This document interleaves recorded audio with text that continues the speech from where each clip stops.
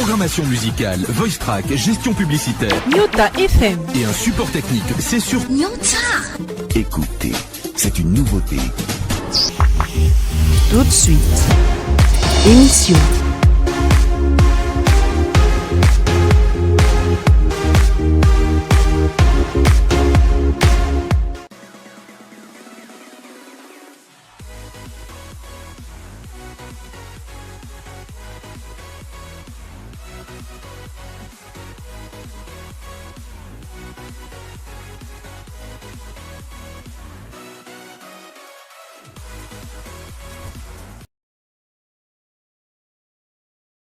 Merci de nous rejoindre encore une fois sur le plateau de Tempo Sport. On va parler football d'abord, historique.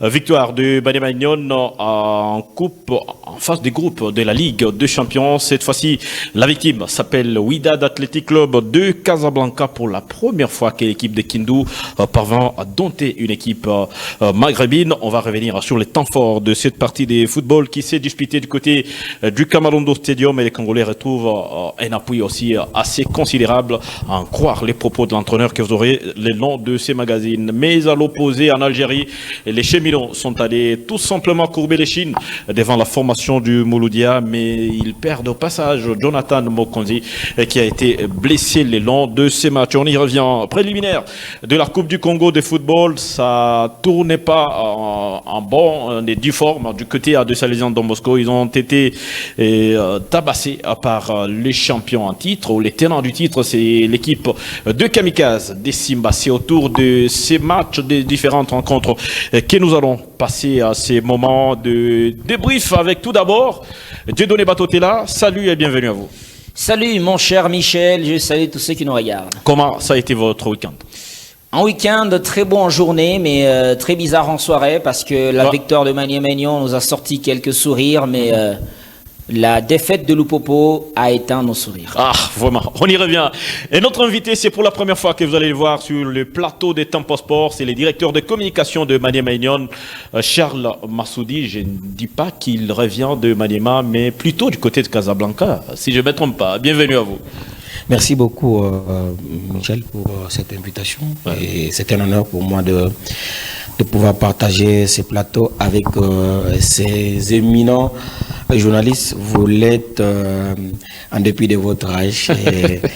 et ces belles voix que je ne cesse de suivre, même à travers les réseaux sociaux. Ne vous en faites pas, ce que vous faites, ça va très loin. Et quelqu'un m'a même dit aujourd'hui, mais apparemment, c'est comme si chez Nyota, il y a beaucoup de Charles Mbouya.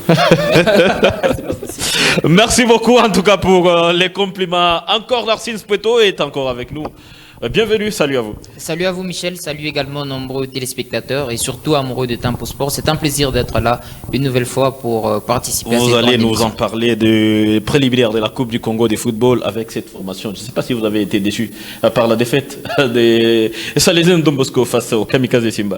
Bon, déçu, oui, parce que il a fallu sortir quand même le grand jeu, c'est les tenants du titre. Si l'équipe de Don Bosco était ambitieuse dans la compétition, comme on nous l'a dit, il fallait quand même montrer cette résistance-là, mais malheureusement, ça n'a pas été le cas. Ils ont perdu face à cette équipe des Simba qui a pratiquement pris un autre niveau au niveau de la République démocratique du Congo. Justement, très chers amis du sport, restez avec nous. Merci à nos équipes en régie. Jules Ndala pour la prise de vue et même Michel Makita, la régie finale. Vous avez le programme. Bienvenue à tous.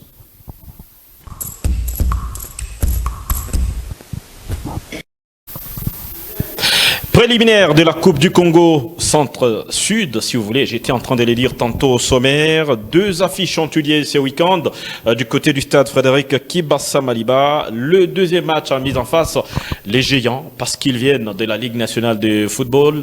Il s'agit de Kamikaze des Simba ainsi que les Salésiens Don Bosco. Score à l'arrivée, regardez ces images. 2 buts sans appel avec de réalisation des Nobiens.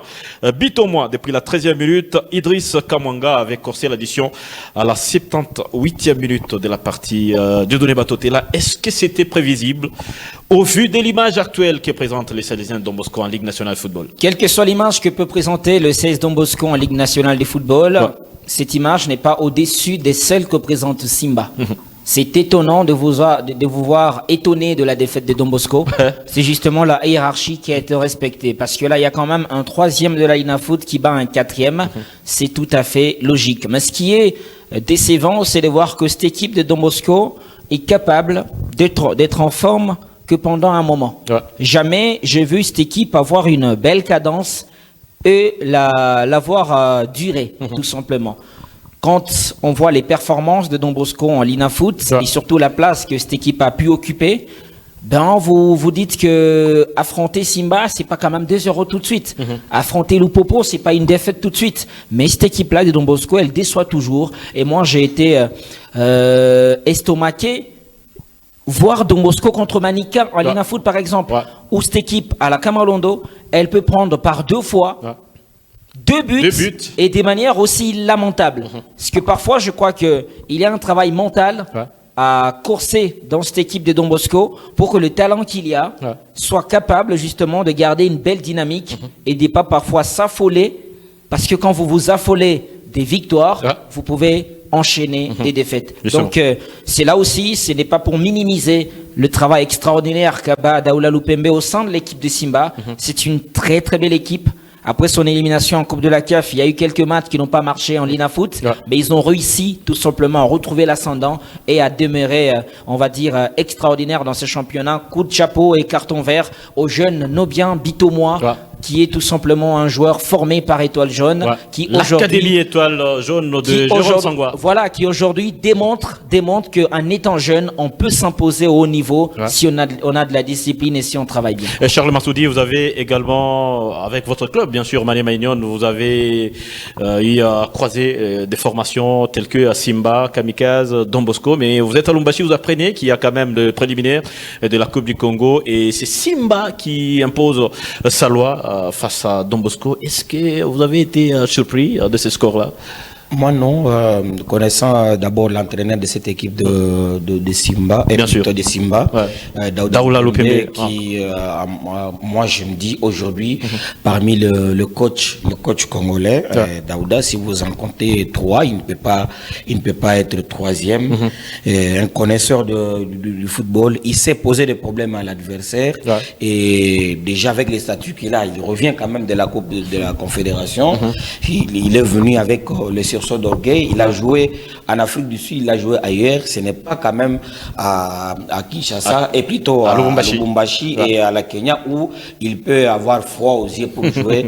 Don Bosco qui n'est pas. Et surtout, il a les statuts des tenants du titre. Voilà, qui n'est pas non plus qui n'est ni Mazembe ni Lupopo. Où on peut peut-être compter sur le public. C'est quand même Don Bosco. Et je me dis, au regard aussi de jeunes, parce que c'est une équipe qui est en train de monter en puissance, au regard de son recrutement, Daouda, c'est l'un des entraîneurs qui se promène avec 2 ou 3 de ces éléments parce qu'il a l'idée de ce qu'il veut.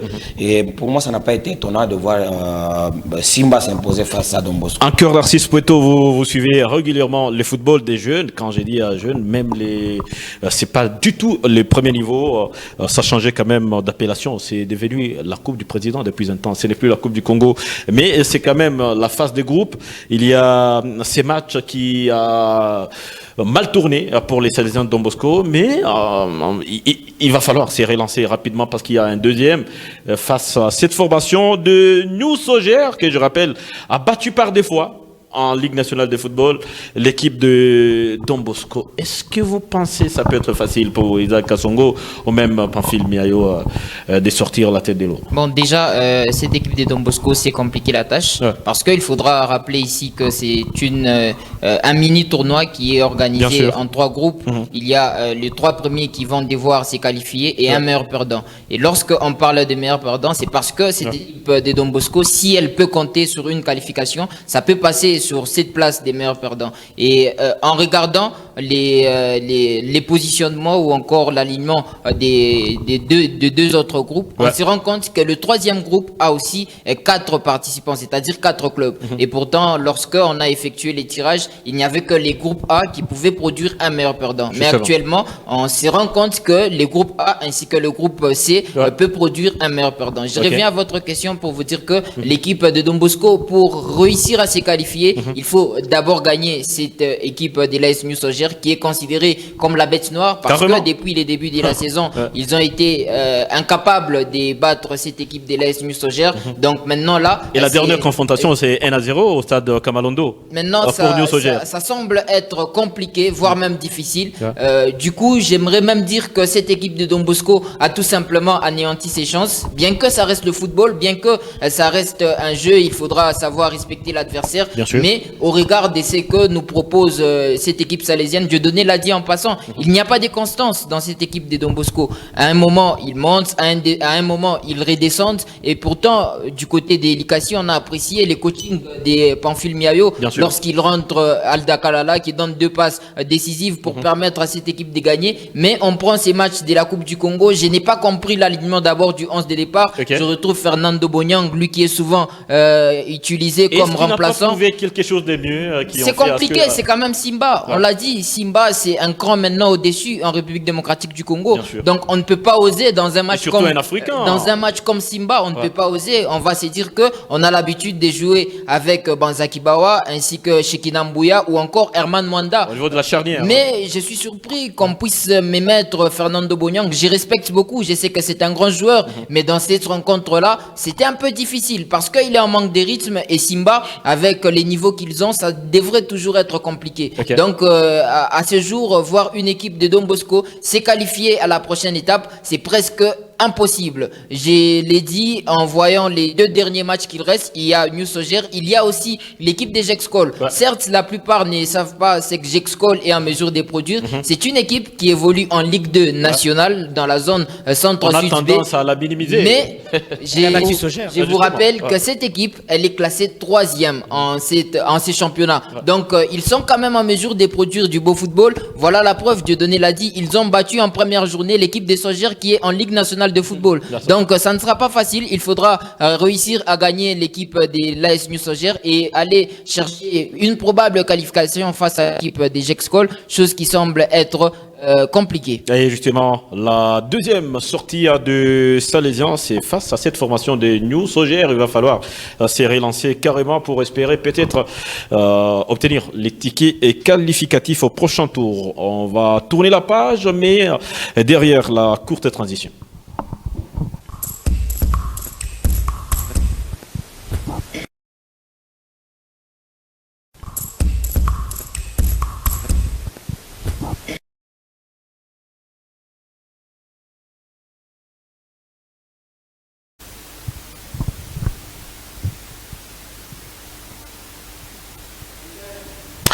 Interclub de la Confédération africaine de football. On va commencer par les hauts niveaux, la prestigieuse de compétition africaine. Il s'agit de la Ligue de champions, direction Alger. Regardez ces images qui arrivent.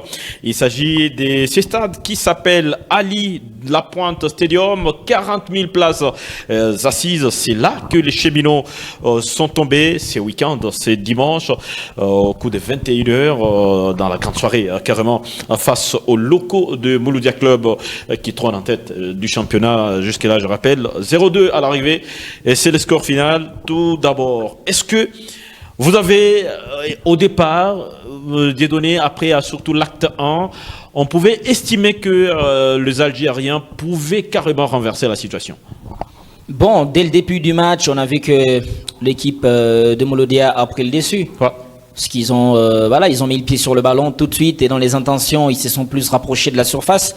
Même si ils n'étaient pas, on va dire, cliniques, et surtout, ils ne réussissaient pas à s'offrir les meilleures opportunités. Parce que dans toute la première mi-temps, c'est Lupopo qui a la meilleure occasion de 45 premières minutes, avec la passe de Molia qui retrouve Mika Miché, mais je ne sais pas comment, de manière précipitée, le capitaine de Lupopo manque de maîtrise de soi pour, faire le bon geste, soit de faire la passe à son coéquipier qui était mieux placé. Mais en deuxième mi-temps, c'est un peu compliqué parce que... Il y a un problème de choix alors? Pas du tout. Pas dans un premier temps. Rater une occasion, ça fait partie du jeu. C'est tout à fait normal de pouvoir la rater. Mais dans des grands matchs, ça compte. Parce que si vous réussissez à concrétiser votre seule occasion, je crois que vous mettez l'adversaire en doute. Maintenant, en deuxième mi-temps, il faut savoir que cette équipe algérienne, elle est très, très technique. Elle a su maîtriser son jeu Et puis il a réussi à faire mal au bon moment. Parce que le but que Lupopo prend sur corner, voilà, un grand problème d'alignement. Dans l'émission VAR Ligue 1 que je fais tous les mardis, j'ai toujours proposé, peut-être que la plupart d'entraîneurs, ils font la tête, mais c'est une réalité. C'est qu'aujourd'hui, le marquage, c'est pas que tu dois faire un choix sur un seul type de marquage à faire dans la surface. La surface de réparation, elle est compliquée parce qu'il y a beaucoup de mouvements. Et moi, je propose à nos entraîneurs d'utiliser les deux types de marquage et avoir un marquage mixte qui va tout simplement te permettre non seulement de bien garder la zone que tu penses que l'adversaire met souvent le ballon là-bas, mais aussi les joueurs clés adverses, faut qu'il y ait des joueurs qui soient sur eux. Parce que quand tu sais maîtriser et je sais que les entraîneurs, M. Massoudi va nous le dire aujourd'hui, il y a beaucoup d'analystes vidéo dans chaque staff.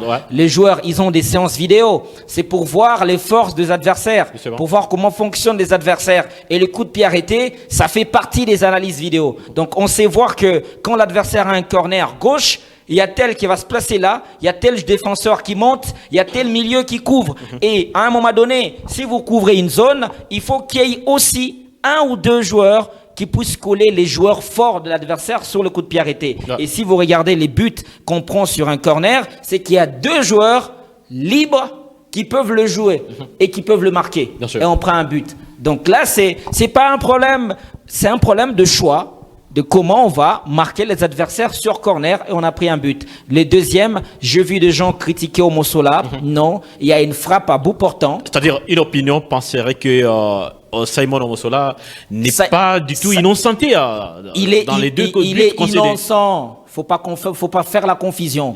Il y a une grosse frappe dans la surface. J'aimerais bien que Narcisse donne aussi son avis. Il y a une grosse frappe dans la surface. Le gars, il fait un arrêt.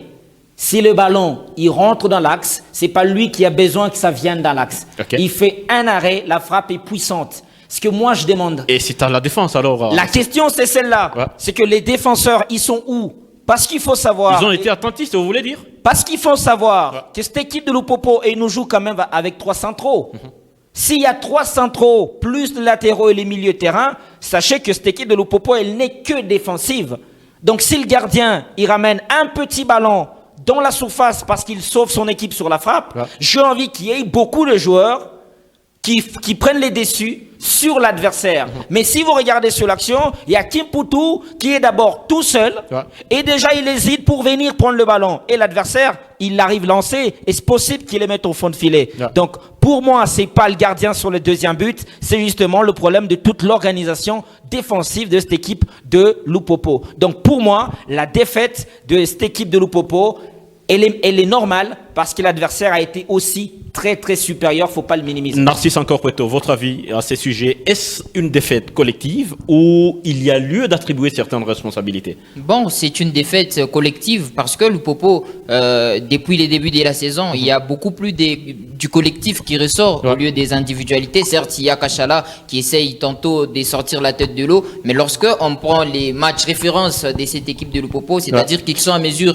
de souffrir ensemble ou encore d'aller gagner sur ces matchs face au MCLG, je vais un tout petit peu rejoindre Dieudonné en vous disant que à un certain moment, ça fatigue. Parce que vous évoluez en 3-5-2, c'est devenu monnaie courante. Les adversaires, on l'a dit encore une fois sur ces mêmes plateaux, ils font des études sur l'adversaire.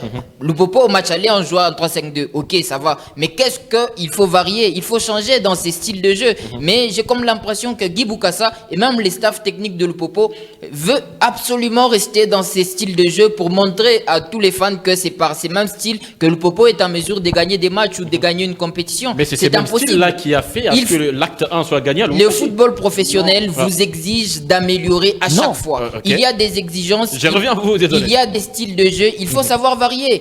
Mais dans cette équipe de Lupopo, lorsque Jonathan Mokonzi sort, à mon avis, il a fallu absolument changer des tactiques parce que l'adversaire avait déjà pris les dessus. L'adversaire, bien qu'il n'a pas été suffisamment dangereux devant les buts de Simon Omosola, mais quand même, ils avaient cette possession de la balle. Lupopo n'a quasiment pas existé. Lupopo était en train de courir, était en train de limiter les dégâts et pourtant il a fallu aller chercher aussi aussi d'une manière ou d'une autre pour inquiéter l'adversaire. Ouais. Mais lorsque je prends la seule variation qui peut exister dans cette équipe de Lupopo, c'est-à-dire on quitte du 3-5-2 à un 5-4-1. C'est-à-dire que c'est une équipe qui a beaucoup plus l'idée de mieux défendre au lieu d'attaquer, au lieu de proposer un style de jeu. Et voilà la conséquence, Dieudonné l'a dit, ils sont beaucoup plus dans la réaction. Les deuxièmes buts de cette équipe du MC Alger, c'est le deuxième ballon. Et le deuxième ballon, il n'est pas repoussé dans la surface de réparation comme c'était le cas lors du match aller entre les Wydad et Maniema Union. Vous voyez les buts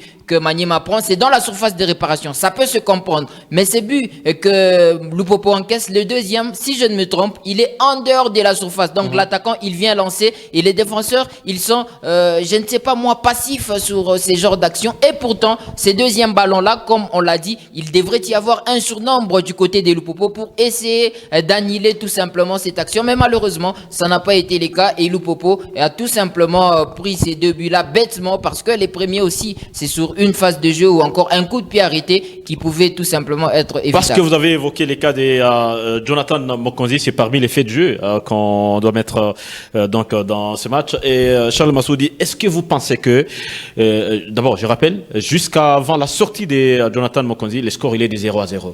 Est-ce que le fait qu'il soit sorti surtout sur blessure, les coéquipiers sont allés les voir, on a vu le capitaine Mika Miché tout communique, il l'a vu et directement il a mis il s'est tenu à la tête par ses mains, c'est-à-dire les cas étaient graves, il a constaté que ça n'allait pas bien. Est-ce que mentalement ça dérangeait, ça perturbait quelque part là les joueurs ou carrément les staffs techniques de chez Milan à ce moment-là? Ça peut être une raison, c'est l'une des raisons parce que Jonathan c'est quand même un cadre chez nous. Les patrons de la défense carrément. Voilà, mais après il faut savoir que ça reste une équipe. Ce n'est pas l'assemblage des individus c'est une équipe. Une équipe ça doit avoir une manière de jouer où on sait que si tel n'est pas là, tel autre peut faire. Donc, justement. Mais après je me dis jouer au football c'est savoir d'abord jouer sans ballon. Là aujourd'hui, le football moderne, on vous dit le pressing et le contre-pressing. Dieudonné venait de le dire tout à l'heure, vous ne pouvez pas vous permettre. Vous êtes le Popo, vous allez jouer un club de ce calibre-là et vous vous permettez de jouer comme vous avez toujours joué. Non, le football moderne, aujourd'hui, on joue en fonction de l'adversaire. Parce que vous n'êtes pas les Real, vous n'êtes pas les Barça. Il y a des équipes qui peuvent se permettre ça, mais lorsque vous devez jouer, vous regardez, il n'y a que les équipes qui se sont déjà imposées. Vous êtes Man City, vous vous dites non, moi c'est les tiki-taka, mais après il y a des entraîneurs qui payent aussi de ça. Lorsque vous devez jouer une équipe joueuse, vous savez que là, déjà, vous vous exposez en vous disant, moi, c'est les 5-5, les 5, plutôt le 3, 5-5-2. Vous vous exposez. Ils savent déjà comment vous allez jouer. Et après, quand vous les regardez, vous savez, voici leurs points forts. Et pour les contraindre, voici le plan de jeu que je vais mettre en place pour le contraindre. Alors, j'ai suivi ces matchs. Je n'ai pas suivi totalement parce que vous comprenez que j'étais divisé entre suivre le match, il devait suivre les officiels, remettre les clés pour le match consort et aussi une partie où j'étais aussi dans l'euphorie, donc je n'ai pas consacré c'est normal. Vous êtes en train de ça, on va épargner. Justement. On va épargner Charles Massoudi de l'euphorie parce que vous avez posé une bonne question. La première question à moi, c'était pas sur les responsabilités. Moi, j'ai fait une analyse globale du match. Justement. Mais si vous voulez que je vous donne les responsabilités, je vais les citer. Moi, je vais parler au coach Guy Boukassa, qui est le patron du concept des jeux. Je préfère ça. Le concept des jeux qui est l'ensemble un peu de tout ça. Alors, le match allait. Je vous fais une confidence parce que moi, j'aime regarder les détails. Premier détail, le Popo marque vers la fin du match au penalty. Justement. Après que le Popo ne joue plus avec 3 défenseurs, mais avec 2. Parce que Mokonzi était aussi sorti lors du match aller à la Kamalono, vous vous rappelez? Et on n'a pas mis un défenseur pour le remplacer, on a mis un milieu. Ce qui veut dire que quand cette équipe de Lupopo elle a de la présence dans l'entrejeu pour faciliter la transition, elle peut faire la différence. Mais hier, on joue quand même un match où tout le monde sait que défendre sera le principe et sortir en transition sera le principe offensif. Mais on a mis un 11 de départ qui pour moi n'est pas adapté. Si on laissait les 3 défenseurs, on s'en fout parce que c'est leur habitude. Mais pourquoi vous nous mettez Kachala et Mpoto pour commencer? Dis-moi, c'est que Puerto et Akashala vont te faciliter dans cette transition. Puerto, il a quelle pointe de vitesse pour courir comme peut le faire Molia sur l'autre côté. Okay. Donc moi je me dis, si tu voudras que ton équipe revienne faire un bon bloc et défendre, ça c'est bien, on est d'accord, toutes les équipes congolaises jouent comme ça à l'extérieur, mais quand on va récupérer le ballon, qui va faciliter cette transition? C'est Mpoto qui va faire un appel en profondeur pour être servi. La réponse est non. Pendant les 45 premières minutes, je pense que notre jeune Pointo a été exposé parce que peut-être aucune passe réussie. Aucun appel qu'il a fait en profondeur. Et c'est pas son style de jeu. C'est un buteur, un joueur de surface. Laisse-le aller jouer là-bas. Le profil de Poto, c'est pas le profil de Kachala. Kachala peut décrocher, venir jouer balle au pied. Poto, c'est pas son truc à lui. Lui, il a besoin qu'il ait de ballons là-bas et qu'il marque des buts. Mais tu le mets sur les côtés, qui t'apportent quoi quand tu vas récupérer? Bon, défensivement, Poto va venir défendre. Il va venir faire le travail des qui? C'était déjà raté à la base. Et pire encore, derrière eux, je sais pas si je me trompe, mais derrière eux, c'était Mika Miché. Hein. Justement. Mavungu sur le banc. Leur Banga, parfois, qu'ils font jouer à l'intérieur sur le banc. Mika Miché n'est pas un 10. Parce que dans cette équipe de Lupopo, je sais pas si... Bon, je sais pas si les profils, parfois, on fait confusion. Mika Miché n'est pas un 10. Justement. Et il ne sera jamais un 10. Il peut jouer au moins 8, je comprendrais. Mika Miché, c'était le concurrent de Kofi Kwame à Mazembe. C'est sentinelle. Faut pas qu'on pense que plus il a grandi, il faut qu'on le fasse un peu monter un cran. C'est un match de Ligue des Champions où la vitesse, elle va à 1000 à l'heure. Et on a besoin d'un joueur qui va faciliter ces transitions à la passe. Et Mika Miché, derrière l'attaquant ou les attaquants, c'est un mauvais casting. Et on l'a vu dans le match. Lupopo ne s'est pas créé autant d'occasions qu'il fallait. C'est là que je me dis, on se pose la question, est-ce qu'il va falloir s'inquiéter sur cette attaque? La responsabilité, c'est pour le staff qui doit tout simplement se remettre en cause. Le match se suivre, eux ne se ressemblent pas. À un moment donné, il faut qu'on puisse changer la manière de jouer. La manière de jouer, c'est pas celle-là, d'avoir qu'une équipe défensive. Et même les défenseurs, en plus, ils savent plus comment se placer. Parce que le but qu'on était en train d'analyser tout à l'heure, c'est un problème de placement. Les joueurs ne savent plus comment se placer. Tellement ils sont nombreux. Tellement tous, ils doivent faire la même chose. Ils savent plus comment défendre. Et on a pris 2 buts bêtes, justement, à l'extérieur. Ça met en difficulté cette équipe de Lupopo. Et regardez, en termes de tirs cadrés, il y en a eu 4. Du côté de l'adversaire, mais en ce qui concerne de passes réussies, il y a 84% pour les locaux.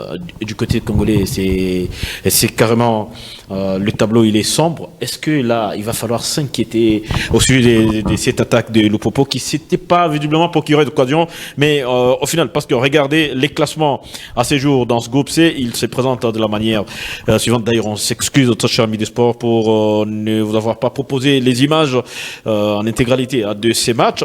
Al Hilal, Endurement du Soudan, elle occupe la première position avec 8 points. Il y a Mamelodi Sundowns, le prochain adversaire de Lupopo, 5 unités, deuxième. Mouloudia, club d'Algérie, 4 points, il est troisième. Et enfin, le football club Santel Lupopo qui n'a pas réussi à s'imposer dans la hiérarchie. Finalement, il est rétrogradé à la dernière position, quatrième, avec 4 unités.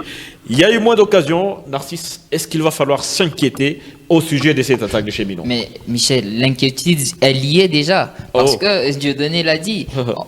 Le seul problème de Lupopo à ce jour, ce n'est pas le joueur, ce n'est pas les profils. Ils ont des bons joueurs, ils ont une bonne équipe. C'est tout simplement un problème des styles de jeu, un problème des tactiques. Comment organiser les choses? Est-ce que parce que l'adversaire qui arrive, c'est aussi un autre adversaire. Est-ce que X et Y vont combiner, seront complémentaires sur le terrain? C'est ça la grande question. Nekadio et Douadji, c'est impossible de jouer ensemble. Lorsque on prend ces styles de jeu, je l'ai dit, la seule variation que moi j'ai vue, c'est les 5-4-1. Les seuls qui restent en attaque, c'est Kachala. Et sur les côtés droits, on a retrouvé John Pueto. Sur les côtés gauche, on retrouve Molia Liosasia. Mais sur les côtés droits, est-ce que John Pueto, moi je l'ai connu à l'entente urbaine de football de Lubumbashi, il n'a jamais joué comme ailier. Il a toujours joué comme avant-centre. C'est quelqu'un qui sait tout simplement se croiser avec les gardiens. Il ne sait pas se débrouiller sur un côté. Voilà pourquoi... D'une part, il a été même sacrifié par son entraîneur. Il est même sorti à la mi-temps. On l'a plus revu parce qu'il a été médiocre dans ces matchs-là. Pas à cause de lui, mais à cause du style de jeu imposé ou même à cause de son entraîneur. Donc je pense qu'à un certain moment, il faut savoir combiner certains joueurs sur le terrain. Et lorsque John Pueto est sur le terrain, Kachala est sur le terrain, c'est impossible d'évoluer avec un style de jeu autre qu'un 4-4-2 parce que les deux doivent soit se retrouver en pointe, soit l'un est titulaire et l'autre est sur les bancs de touche. touche. Parce que ce sont des joueurs presque avec le même profil. Ouais. Tous savent se retrouver face au gardien, tous savent marquer des buts, mais lorsque vous obligez à l'un d'eux d'être sur les côtés, ça devient quasiment impossible. Et voilà les matchs retour qui va bientôt se présenter face à l'équipe des Mamelodi Sundowns qui a perdu lors de son match en déplacement face à l'équipe des Al Hilal. Ouais. Donc il faudra s'attendre aussi à un match compliqué. Si on ne veut pas changer de choses. Et là, c'est d'abord c'est la finale pour le Popo. Si on n'apporte pas rectification, non seulement dans les 11 de départ, mais aussi dans la gestion de l'effectif, parce qu'il y a quand même des joueurs. Il y a les jeunes Tweeté, Karel Banga Tukumbane. C'est vrai qu'ils sont jeunes, mais ils rapportent quand même cette petite justesse, cette petite technique. Junior Mavungu, je n'ai pas cité ici, mais on se rend compte qu'il y a possibilité d'évoluer avec un autre style de jeu par rapport à ces 3-5-2 que Guy Boukassa nous a longtemps proposé. Ça a fonctionné en début de saison. Lupopo a réussi à se qualifier jusqu'en phase de groupe. Nous disons bravo, nous disons merci parce que c'est aussi une équipe congolaise qui se retrouve à cette étape de la compétition en train de représenter la République démocratique du Congo. Mais à un certain moment, il faudra aller chercher des victoires, il faut aussi réussir à varier dans les jeux, il faut aussi réussir à varier dans les positionnements de certains joueurs. Dieudonné Batotela, le match qui arrive déjà les week-ends pour le Popo, c'est la 5e journée face à Mamelodi Sundowns. C'est quoi vos pressentis? Bon, j'ai pris pour que le Popo s'impose contre Mamelodi Sundowns parce que en tant que journaliste congolais, tu as justement besoin de voir les clubs de ton pays aller un peu plus loin dans les compétitions qu'ils disputent. Maintenant, il faut le mériter. Je vais donner 3 faits qui prouvent que le staff technique qu'on aime bien de Guy Boukassa est en train de se tromper. C'est que contre Al Hilal, ici à la maison, ils ont mis Mokonzi Bazeke axial gauche. À la mi-temps, ils ont pris un but. Cette équipe, elle menait 1-0 dès le début du match. Et à la mi-temps, ils ont fait un changement. Kimputu, qui était sur le banc, il est rentré. Donc, ils se sont rendus compte qu'ils se sont trompés. Deuxième fait, à Lubumbashi, on met Mavungu dans le noir. Je préfère utiliser ces termes parce que contre le MC Alger, la première mi-temps, c'est 0-0. Il y a quand même une mi-temps catastrophique. Parce que les 10, Mavungu, dans ses plans tactiques qui manquent des variations, il est obligé d'aller sur le coin. Mavungu, c'est pas un ailier. Que personne ne vous trompe. Mavungu, c'est un amoureux du ballon. C'est un petit trésor pour tout. Donnez-lui des ballons, des attaquants avec des appels, il leur donne des offrandes. Il n'a pas besoin d'espace. Voilà, regardez les matchs Lupopo Saint-Luc. 4-0.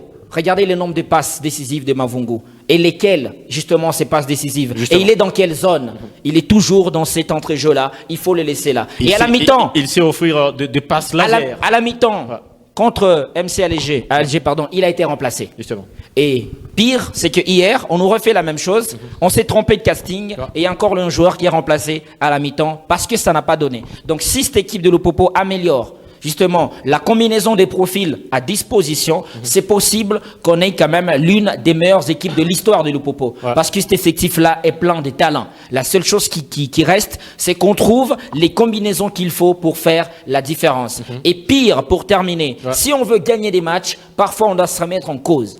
Parce que si tu as commencé avec un dispositif, tu vois que ça marche pas, remets-toi en cause, change une petite chose et tu vas gagner des matchs. Ce sont des joueurs offensifs qui font gagner des matchs. Justement. Les joueurs défensifs te permettent de ne pas encaisser. Et si tu joues que pour ne pas encaisser, ben tu gagneras pas. Parce qu'il faut aller marquer. Mais pourquoi on doit avoir 6, 7 joueurs à caractère défensif pour atteindre le résultat en Ligue des Champions? On a besoin de prendre des risques à un moment donné et Lupopo doit le faire. Et avant de prendre la transition, et même accorder aussi une question à Charles Massoudi parce que il est aussi africain avec son club de Mania Mainon. Je rappelle. On attend d'y arriver. Je rappelle tout de même. Je pense que la réalisation va nous apprêter à la transition pour nous permettre de souffler. Mais il y a eu d'autres matchs. Simba Sporting Club de la Tanzanie a été contraint au partage de nuls, au partage de points. Je m'excuse par l'Espérance sportive de Tunis. 2 partout. Pyramide d'Égypte a battu la formation de Berkane en Égypte, bien sûr. 3-0. Kalala Maele, encore une fois, ne s'est pas illustré dans ces matchs. Rivers United a été battu à la maison par Power Dynamos, 0-1 score final. Mais le dernier match, c'est lui qui opposait les Mouloudia Club d'Algérie face aux Congolais des Santelol Popo, 2-0. En phase de groupe, une équipe après, au-delà de 30 ans, qui arrive en phase de groupe de la prestigieuse compétition de la CAF. Charles, vous pensez que l'objectif est déjà atteint, même si on nous élimine? Bon, ce qui est sûr, c'est que le Popo a écrit quand même une page de son histoire. Ouais. Ça, il faut le savoir. Mais l'appétit venant en mangeant, vous ne pouvez pas demander au Lumpa de pouvoir croiser les bras et dire nous sommes arrivés et ça s'arrête là. Non. Et on a franchi cette étape, on a gagné 2 matchs au cours de cette étape, mais il y a lieu de faire mieux parce que là, si je ne sais pas quel plan de jeu sera mis en place pour le match retour, mais attention, l'équipe de Mamelodi, vous jouez à la défensive, vous sachez que vous allez prendre des buts ici chez vous à Lubumbashi parce que d'abord ils sont forts dans le deuxième ballon et ils vous jouent déjà, ils jouent avec 3 défenseurs, mais les latéraux deviennent directement les ailiers. C'est comme ça qu'ils jouent et vous osez plutôt jouer défensivement. Vous allez vous retrouver tous dans votre 20 mètres, dans les 20 mètres et vous savez déjà les surnoms qu'ils ont, c'est le Brésil d'Afrique. C'est là, en fait. C'est très fort techniquement. Oui, voilà. Donc, en tout cas, face à Mamelodi, il faut vraiment jouer son jeu. Il ne faut pas croire que vous allez peut-être le prendre en compte. Ce sera difficile parce qu'ils ne vous laisseront jamais cette occasion-là. Je pense que Guy Bokassa aura suivi le match de Mamelodi pour pouvoir proposer quand même quelque chose. Il y a même un fanatique de Lupopo qui pense que le style de jeu de Guy Bokassa, c'est attendre l'erreur de l'adversaire pour mettre un but. Et pourtant... Prenez rendez-vous donc au stade de la Kamalondo samedi prochain. Ça sera dimanche, je m'excuse. Dimanche 8 février au coup des 15h juste. Lupopo devra recevoir le Brésilien d'Afrique. C'est la formation de Mamelodi et Sundowns. On va souffler légèrement en transition. On revient pour aborder les chapitres de la Coupe de la Confédération.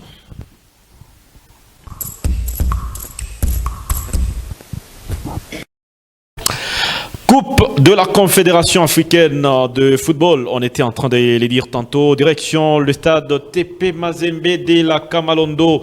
Vous avez ces images. Il s'agit de cette formation de Maniema Union qui a basé désormais son quartier général à Lubumbashi et qui croisait pour la première fois un match africain. Il s'agit de Wydad Athletic Club de Casablanca, parmi lesquels il y a un certain ancien joueur de Maniema Union, Bakassou, qui jouait face à son ancienne équipe. Je pense il a quand même goûté aussi, il est revenu sur la pelouse de Kamalondo, mais quand même une question, messieurs, rapidement. Maniema qui joue pour la première fois et gagne face à un club maghrébin, c'est quand même historique. Bon, c'est tout à fait normal pour moi parce que cette équipe de WAC, ce n'est plus celle qui a gagné beaucoup de titres. Ouais. C'est une équipe en reconstruction et vous savez que Maniema Union, c'est tous les ans l'Afrique. Hein. Donc c'est une équipe de Maniema Union aujourd'hui. Certaines confiances. Ouais, Maniema Union a déjà un statut de l'un des grands clubs d'Afrique. Par rapport justement à une certaine régularité que cette équipe a pu imposer. Et surtout, Maniema, c'est pas tout le temps la Coupe de la CAF. Maniema Union, c'est la Ligue des Champions. Ouais, la saison dernière, c'était la phase des groupes. C'est la phase des groupes de la Ligue des Champions. Donc quand tu joues la phase des groupes de la Coupe de la CAF et que tu as quand même un statut des Ligues des Champions, je crois que tu as l'obligation d'aller chercher le résultat, d'aller chercher de victoire. Et moi, je crois que c'était très important que Maniema Union bombe les torses à domicile devant un grand nom qui est le WAC et s'imposer et surtout en menant 2-0 dans un match comme celui-là. Pour moi, je crois que c'est un signe de fierté et tout le peuple congolais a vu que cette équipe de Maniema Union est capable de poursuivre cette aventure en Coupe de la CAF. Et c'est ici qu'on va encore une fois le recevoir sur ce plateau. Vous étiez déjà avec lui, nous étions déjà avec lui, mais nous sommes dans sa maison. Charles Massoudi, pour ceux qui nous prennent peut-être diffusion en cours, c'est lui, le directeur de communication de cette formation de Maniema Union. Lui va nous en dire un peu plus les profonds secrets du club. Mais c'est quoi, comment d'abord, au global, si je peux le dire dans ce sens, la santé actuelle de votre équipe après cette victoire? Oui, l'équipe se porte bien. C'est vrai qu'on n'est pas, bien que moi, j'ai été dans l'euphorie hier soir, mais c'est pas le cas pour les joueurs. Personne n'est allé en vacances. Ah, vraiment. On sait que le gros affaire a été fait, mais il reste encore parce que l'objectif pour Maniema Magnon, c'est de pouvoir terminer premier du groupe pour permettre au club de jouer le match retour à la maison. Donc, pour le quart de finale. Ça, c'est l'objectif. Et pour l'instant, on sait que l'objectif final, c'est de pouvoir jouer la finale et c'est possible d'y arriver. Dieudonné Batotela vient de dire tout à l'heure, Maniema Magnon se retrouver aujourd'hui en Coupe des Confédérations parce qu'il y a eu des erreurs au niveau de play-off au pays. En principe, Maniema devait se retrouver en Ligue des Champions. Alors, on se retrouve en Coupe des Confédérations, on n'a pas droit à l'erreur. Si l'année passée, on a joué la phase de groupe et que Mamelodi qui a éliminé Maniema Magnon, parce que c'est ce match-là contre Mamelodi, qui était d'ailleurs mené un but à 0, mais dans les 5 dernières minutes, Maniema Magnon s'est fait prendre... L'effet Stade des Martyrs est retombé sur vous, quoi. Voilà, et effectivement, je pense aussi qu'il y a eu quand même certaines erreurs de la jeunesse du côté de joueurs, parce que Mamelodi inscrit le deuxième but pendant qu'un défenseur tombe, ne sachant pas que s'il sortait, et on n'allait pas le faire entrer de sitôt. Et c'est pendant son absence que Mamelodi a insisté de son côté, puis et ils ont marqué ce but. Et c'est toujours cette histoire de jouer défensif. Vous avez Mamelodi a eu peur pendant que Maniema attaquait. À un moment donné, on s'est dit, calmons le jeu, fermons la boutique. Et c'est en ce moment-là que Mamelodi voilà. Et alors, ce que je disais... Étant donné qu'on a appris de cette expérience, et là on s'est dit non, on n'a plus droit à l'erreur. On a atteint la phase des groupes pour la première fois, c'était la saison passée en Ligue des Champions.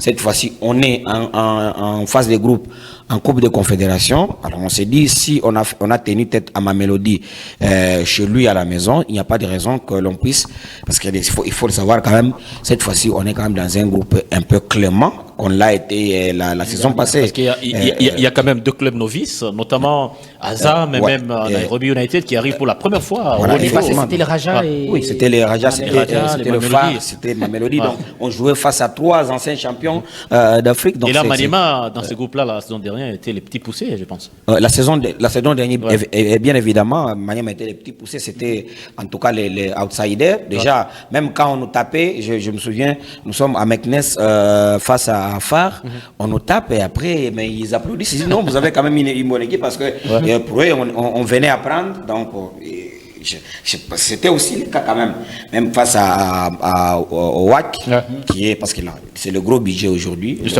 Carrément. Oui, là, qui ramène toutes les stars européennes pour l'instant. Oui, c'est le gros budget même au niveau du Maroc aujourd'hui. Alors, le match aller, moi je l'ai suivi, nous n'avons pas bien joué, mais après, ils nous ont applaudi. C'est vrai qu'on a bien joué parce que on a tenu quand même pendant 80 minutes, mais le plan de jeu préparé par le coach, ça n'a pas été celui-là. C'est vrai qu'il était prévu de les observer pendant les 15 premières minutes, mais après on est resté dans l'observation parce qu'ils ont imposé leur jeu. Donc Maniema ne pouvait plus sortir de son camp. Déjà, ils ont montré cette intention au départ et les Marocains ont tué toutes les ressources nécessaires pour contrer Maniema à rester dans cette situation. Maniema Union, club de Kindu, c'est ça son fief. Mais depuis un temps, assez souvent, Maniema joue à Lubumbashi ou à Kinshasa plutôt, reçoit ses matchs d'Afrique à Kinshasa au Stade des Martyrs. Et lorsque vous avez été saisi pour la première fois que non, les Stades de Martyrs ne pouvaient plus accueillir des matchs des compétitions internationales, c'était quoi dans le groupe? Est-ce que ça vous avait frustré?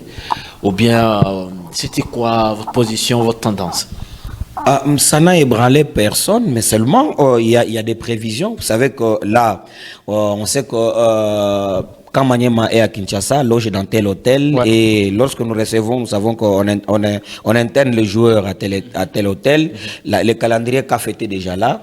On a booké des hôtels et même des terrains d'entraînement et consorts. Donc là, il y a eu perturbation. Il y a certains hôteliers, par exemple, qui ont perçu l'argent. Là, ils ne vous remboursent pas, ils ne vous donnent pas tout.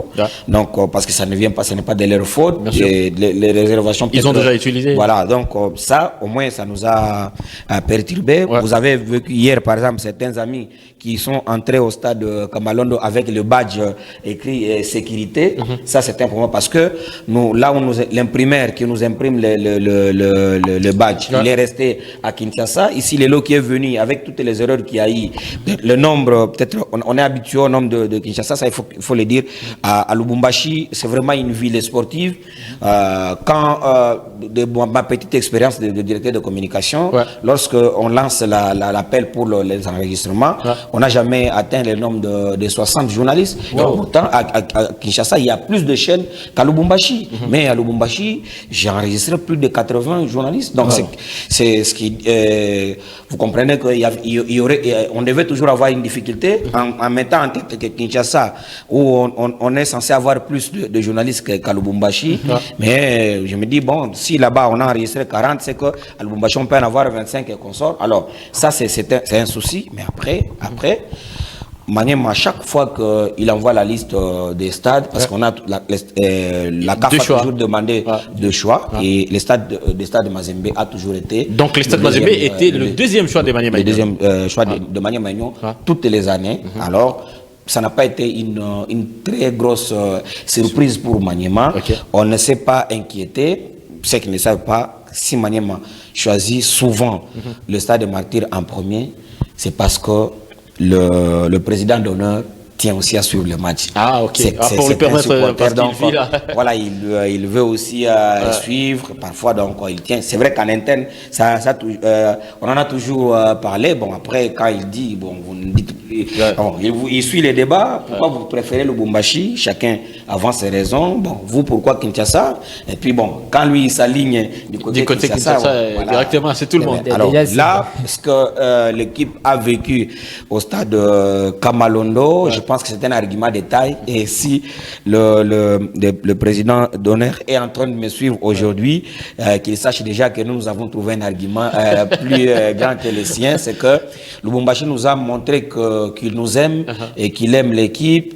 Et moi, je vous dis, je ne peux pas. Voilà, c'est peut-être Gilit. Gilit a vécu ça derrière la baie vitrée où on était.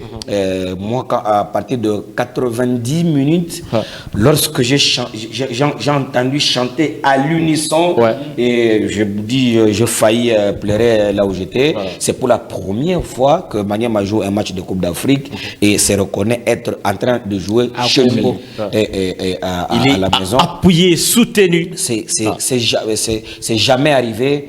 Vous êtes là, quand il y a une passe ratée, vous entendez 3-4 personnes, il y a des gens qui paient comme ça les billets. Parfois, Maniema déclare, même au stade des Martyrs, on me dit non, on achète tous les billets, que les gens viennent rentrer gratuitement, ils ne viennent pas. Mais le fait qu'ils vont venir là, c'est venir pour soutenir les adversaires de Maniema. Et en tout cas, hier, ça a été un plaisir. Et je pense qu'au match prochain, les amoureux du ballon qui sont dans la ville de football, en tout cas pour moi, Lubumbashi, c'est la ville de football. Je pense qu'ils viendront cette fois-là nombreux. Beaucoup ne savaient pas d'ailleurs que Maniema devait jouer au stade de Kamalondo. D'autres ont été aussi induits en erreur par rapport à l'heure du début du match. Le match était prévu à 13h GMT, c'est-à-dire 15h de l'Est de RDC. Malheureusement, on a mal interprété le temps. Effectivement, et puis nous reconnaissons aussi avoir communiqué en retard la situation de la billetterie, bien évidemment, pour ceux qui demandaient. Si nous ne l'avons pas fait, c'est parce que nous étions en train d'apprendre beaucoup de choses. On ne sait même pas comment ça se passe à Lubumbashi, à quel moment on ouvre la billetterie. Et en plus, nous devions d'abord comprendre la situation sur place. Kinshasa, c'est pas la même chose que Lubumbashi. Comment fallait-il le faire? On devait approcher les stades stade et même les services attitrés de la FECOFA qui s'en occupent. Donc tout ça, les discussions, est-ce que vous laissez les montants comme ça, vous les baissez ou comment? Donc tout ça, ça nous a pris du temps pour pouvoir communiquer à temps et nous avons appris de nos erreurs. On sait bien que lors du match prochain, ça ne sera pas comme... Dédonné Batotela Oui, avait une question pour vous. Ouais. J'avais une petite question sur la notion du stade parce qu'on n'est pas encore allé sur le terrain. Ouais, justement. C'est par rapport à la ville d'Ekindu qui est justement orpheline de son équipe. Je sais que le général Gabriel Ça manque Akindu, énormément à ces nombreux sportifs. Voilà, qui le sont en train général de regarder. Gabriel Akindu, c'est un petit dieu Ouais. parce que c'est quelqu'un qui est aimé là-bas. Ouais. Et je pense qu'il pèse aussi dans ce pays, non seulement par rapport à ses fonctions Ouais. au service du pays, mais voilà, par rapport C'est à une ce grande qu'il est en tant que notabilité, personne. justement. Voilà. Ouais. Est-ce que c'est impossible, justement, que ce stade Joseph Kabila d'Ekindu retrouve la robe qui lui a permis de jouer quand même certains matchs africains? Justement. Parce que c'est désolant aujourd'hui de voir que vous acceptez de faire 3-4 saisons en train de jouer à l'extérieur et votre public qui Il vous est amène privé. en Afrique, parce Ouais. que les matchs de la Foot, vous les gagnez là-bas, les qualifications, vous les obtenez là-bas, mais au moment de jouer à l'Afrique, vous laissez justement cette population orpheline, elle ne vit pas le spectacle. Est-ce qu'il y a une solution justement que le général et tout le comité, parce que lui ce n'est qu'un individu, Ouais. et tout le comité, toute l'équipe Maniema doit trouver comme solution afin de ramener enfin le spectacle au public naturel de Maniema-Union? Merci beaucoup pour la question, cher Dieudonné. Vous savez, on a vécu la réflexion du stade Kibasa Madiba il y a pas longtemps. Ouais. C'est l'argent sorti par dans les trésors publics. Ouais. Les stades par le gouvernement provincial. Voilà. D'ici. Voilà. À Kindu, au Maniema, il y a un gouvernement provincial. Un gouvernement et le général peut être la solution parce que c'est une question de collaboration. Effectivement. Voilà. Je répète une fois de plus, bon, pour ne pas parler, le Grand Katanga, c'est entre guillemets, comprenez, la province, je parle du Grand Katanga, Ouais. la province du football, Okay. de sport. Ouais. Savez-vous qu'à Kindu, au Maniema, que personne vous dise qu'il y a, ou le gouvernement provincial les mettre même 50 francs dans l'équipe. On les voit ici, moi parfois quand je suis les reportages, j'entends les équipes réclamer, je suis même Mazembe, Ouais. c'est son droit, le gouvernement provincial, ça fait des années qu'on ne lui a pas donné mais là, à Kindu, on ne reçoit rien, on n'a jamais donné, on donne rien, donc personne, ce n'est même pas leur affaire. Et vous ne verrez jamais même les représentants, peut-être le jour où c'est un député ou un élu ou qui il veut faire passer son nom, il vient avec ses calicots, on dit non, il a soutenu, ça n'arrive pas. Ça, c'est d'abord un premier problème. Deuxième, ce stade-là, il appartient à l'État, ce n'est pas le stade de Maniema-Union. Justement. Mais vous savez que pour que même les groupes, tout ce qui a entretien, c'est le général qui prend en charge. Voilà. Tout ce qui se passe. C'est une collaboration publique-privée pour le bien de la ville. Alors, maintenant, il y a lieu d'avoir une solution. Maintenant, Maniema-Union, depuis maintenant 5 ans, a demandé, a écrit au ministère des Sports. Il y a une lettre où le Maniema-Union a demandé qu'on puisse donner à Maniema-Union la permission, en fait, pas comme sous forme d'un contrat, parce que comme l'État ne veut pas réfectionner les stades, on donne à Maniema-Union 10 ans, les gens avaient demandé pour 20 ans, et la gestion du stade. La gestion du stade, et jusqu'à présent, aucune réponse, aucune suite. Aucune suite. Et pourtant, pour que Maniema joue, il y a beaucoup de choses qu'on demande. Il faut que d'abord, une zone de santé, Toto, est-ce que Maniema-Union doit faire, parce que vous savez, il faut macadamiser, il faut que le macadam passe le stade, il faut à côté construire un hôpital, il faut construire encore la clôture, parce que le stade, il faut clôturer pour que le stade soit dans les meilleures conditions. Alors, tout ça, Maniema peut se débrouiller pour le faire, mais c'est un stade qui appartient à l'État. C'est l'État qui doit mettre en place les conditions pour que Maniema les fasse. Parce que ça ne sera pas quand même normal que Maniema engage autant de dépenses et le stade reste le stade de l'État, parce que Maniema doit jouer les interclubs de la CAF. Mais le jour où Moulungue ou Dynamique veut jouer, Maniema va s'imposer comment dans un stade qui ne lui appartient pas. Mais Maniema sera obligé quand même de protéger là où il va mettre son argent. Mais pour demander aux autres de ne pas jouer, vous devez avoir qualité. Justement. Parce que c'est comme vous construisez dans la maison de votre parent, et les petits frères, ils gardent ses raisons, ils gardent ses droits. Bien que vous ayez dépensé votre argent, mais lui, c'est la parcelle de son père, donc il a tous ses droits. Autrement dit, qui construit pour... Mais c'est là que mon cher Michel, là c'est un sujet très important, désolé de prendre une seconde, c'est que il y a quand même un intérêt public là-dessus. Justement. Les clubs de Maniemegnon, le stade Joseph Kabila de Kindu, il faut qu'on trouve une solution sur cette question. Ça ne coûte pas grand-chose parce que le stade est déjà là. Ça coûte un petit rien. Au lieu d'amener 40 millions à Barça, on a besoin juste de 500 000, des 100 000 dollars, de 200 000 dollars, et on finit l'affaire au Maniema. Donc, il ne faut pas qu'on se mette à penser que vendre l'image de la RDC, c'est aller dépenser de l'argent à l'extérieur, alors qu'ici, on a des petits problèmes qui demandent peu de moyens et peu de volonté. Le stade Joseph Kabila mérite quand même justement d'être renouvelé, non seulement pour le bien de Maniema, mais pour le bien du football local. C'est très important, parce que c'est inadmissible que Maniema puisse aller vagabonder les stades, alors qu'il y en a un qui est déjà là, qui manque justement un petit rien. Ça, c'est pas normal. On va quitter ces chapitres pour rentrer carrément dans le match au terrain pour que vous puissiez voir comment ça s'est passé hier au stade, dimanche dernier, si vous voulez, au stade de la Kamalondo, entre la formation de Maniemegnon qui recevait les Wydad Athletic Club de Casablanca. 2-1, c'était la note finale avec Namboka qui marquait en premier. Il est transféré, il est arrivé en pré-saison, je pense, du côté de l'Offin Noir, on l'a vu. Non, il est venu de Céleste. De Céleste du Congo. C'était lui le meilleur buteur. Le deuxième meilleur buteur. Le deuxième meilleur buteur, ouais. C'est lui qui a marqué. Parce qu'il y a Candida qui a 13 buts en Ligue Foot. Ouais, justement. Et comment vous avez globalement trouvé les contenus du jeu de Maniema Narcisse? Bon, merci parce que nous sommes revenus au terrain. Moi, je trouve que c'est ce qui m'intéressait beaucoup plus.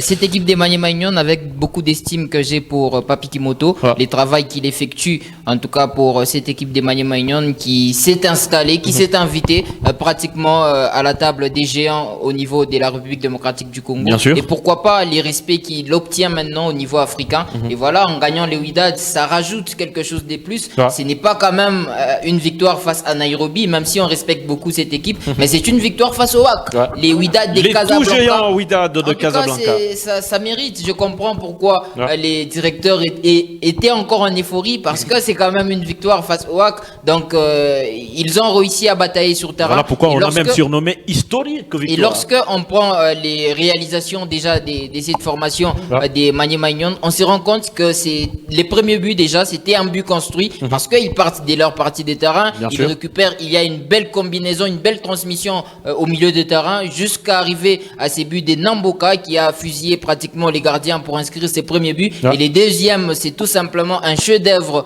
des Puy 3 pas, lui qui a réussi avec une technicité de très haut niveau. Lourde frappe. Lourde frappe d'ailleurs de l'extérieur du pied. Ce n'est pas donné à tout le monde. Il faut avoir l'idée, il faut avoir aussi cette technicité-là pour réussir ces gestes. C'est un geste très compliqué, mais qu'il a réussi quand même à les faire. Donc pour moi, c'est une victoire qui ne va pas se résumer forcément à des styles de jeu ou à la tactique comme on l'a dit avec le Popo. C'est une victoire d'ensemble parce qu'il y a eu aussi l'appui du 12e homme qui a permis à cette équipe des Maniema d'aller chercher cette victoire. Certes, ça pouvait être mieux de gagner avec 2 buts d'écart, mais malheureusement c'est Pelnati qui est arrivé, qui a pratiquement tout chamboulé. Et justement, on va prendre d'abord la lecture de l'un d'artisans de cette victoire de Maniemegnon. Il s'agit de l'attaquant Pitro Ipa qui marquait dans ces matchs. Comment s'est-il senti? Suivez-le.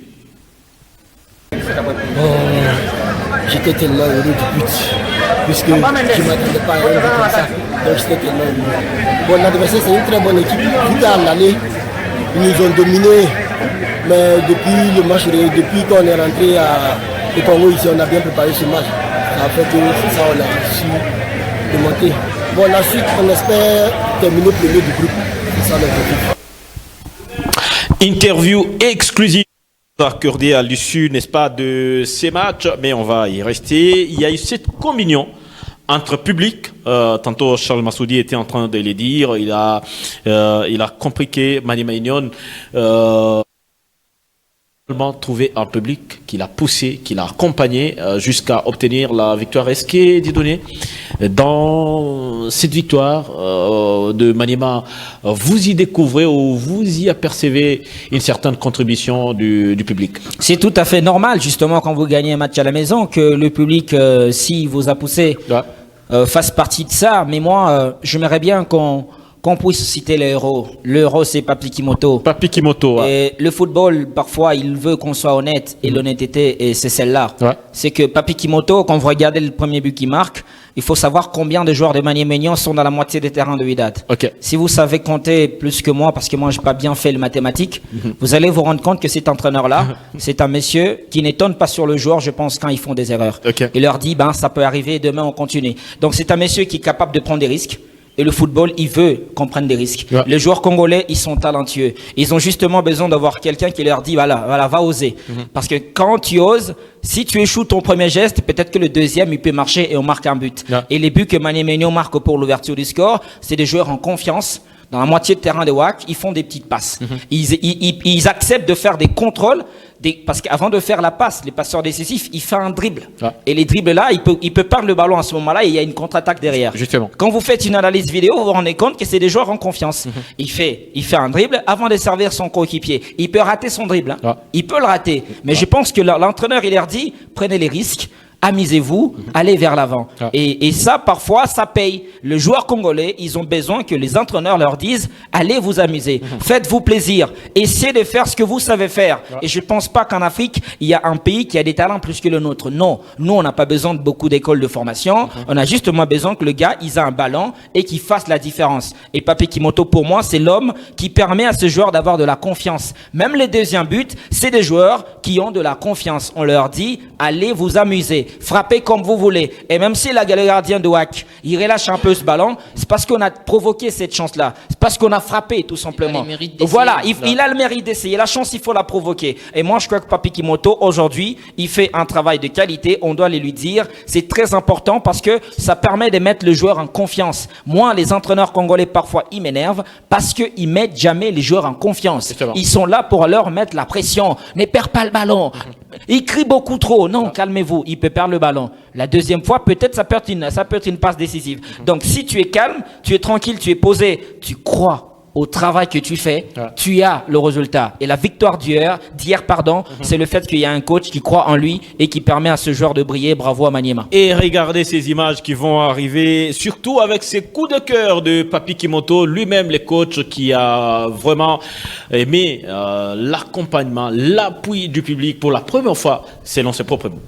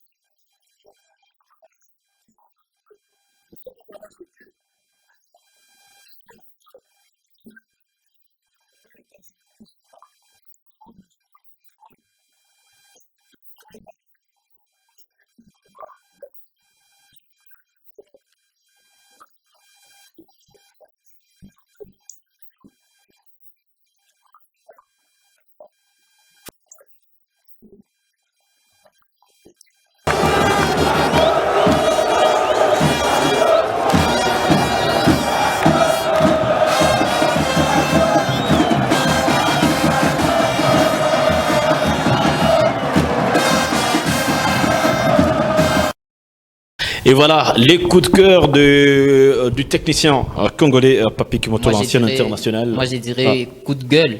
Parce qu'à un certain moment, ce qu'il dit, c'est émouvant, c'est aussi touchant. Pourquoi? Parce que si on se rend compte que l'équipe des Maniema à Kinshasa ne se sentait pas vraiment à domicile, on peut aussi comprendre pourquoi l'équipe n'allait pas vraiment loin en compétition. Et pourtant il y avait des qualité, il y avait aussi l'espoir pour peut-être dépasser ou franchir une étape quelconque. Et voilà, il s'est libéré, il a dit ouvertement la vérité, oui, elle blesse, mais parfois elle doit sortir. Ouais, c'est ça la vérité. Voilà, Papi Kimoto, il a compris et qu'à un certain moment, il y a des matchs qui peuvent être gagnés avec le 12e homme. Et voilà, le 12e homme a communié. Et aussi, en écoutant les directeurs de communication, on se rend compte que la communication n'était pas vraiment à 100%. J'ose croire que lors du prochain match, si on essaye de rentrer beaucoup plus dans ces sportifs louchois, ils vont remplir ces stades-là et je trouve que c'est un stade qui va peut-être mener. Et ça, c'est déjà notre rôle en Notap Télévision, par exemple. Et là, on se donne ces devoirs-là. Désormais d'accompagner, d'appuyer par des émissions spécialisées, par des tranches, cette équipe de Maniema, demander au public lougeois de venir prochainement, parce que les week-ends prochains, Maniema se déplace, mais l'autre match, il va falloir qu'il y ait plus de place, que la billetterie, et c'est vide avant les jours du match. On doit accompagner cette équipe des Maniema pour la pousser à aller le plus longtemps possible. Il y a du potentiel quand même, je pense. Oui, Narcisse. Oui, j'étais en train de dire, c'est un peu plus le rôle de l'équipe ou encore l'équipe du comité. C'est elle qui doit trouver une solution parce que le sportif qui vient au stade, il faut lui montrer l'intérêt.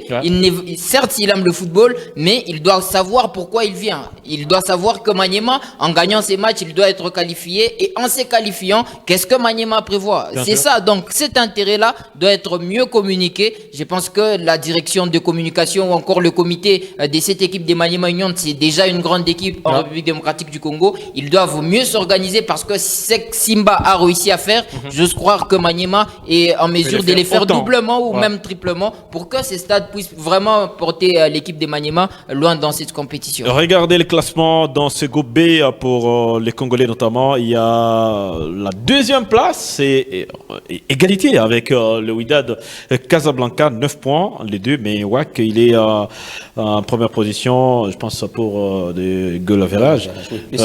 Plus 4. Et Maniema, il est deuxième. Azam et les prochains adversaires de Congolais, on va rester là. Il est troisième avec 6 points. Il a gagné son match hier face à Nairobi United carrément. C'est cette équipe d'honneur universelle des points et des buts. Mais les prochains adversaires ou les prochains matchs de Congolais de Maniema, c'est pour le week-end prochain. Le programme, avant qu'on y arrive, mais de donner comment vous trouvez déjà votre projection à moyen cours de ces matchs-là, parce qu'il y a deux techniciens qui vont s'affronter. Il y a Daoula Lopembe, vous étiez en train de le dire tantôt, mais en face Florent Ibengue, qui réussit quand même quelque chose de grand, parce qu'il ramène pour la première fois cette formation d'Azam, surtout en face des groupes d'une compétition africaine. Ben, le premier acte a déjà été gagné par Papi, il faut le savoir. Justement. Donc Florent a perdu à Kin, ce qui veut dire que c'est un match très ouvert parce que l'enjeu devient maintenant un détail.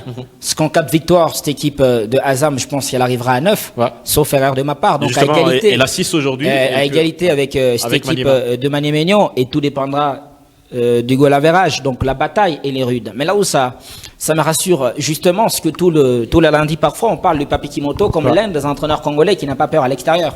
Les meilleurs résultats ici, en RDC, c'est Maniema qui les amène de l'extérieur. Donc les défaites à l'extérieur, c'est rare. Donc même la défaite contre WAC, vous voyez que c'est au bout du bout. Donc cette équipe de Maniema, c'est une équipe qui sait voyager.